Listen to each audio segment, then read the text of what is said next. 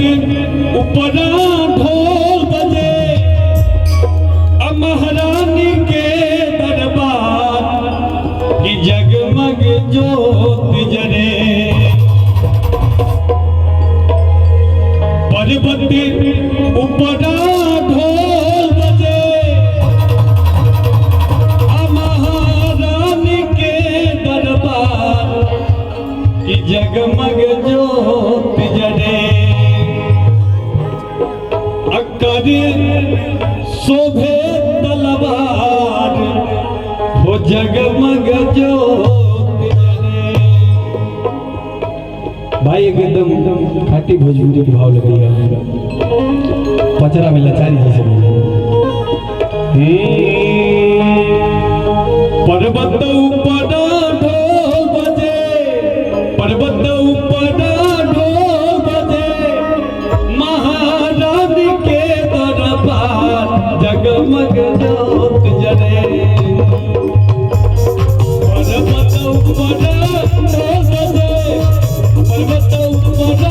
ढोल बजे महारानी के दरबार जगमग ज्योत जले कर शोभे तलवार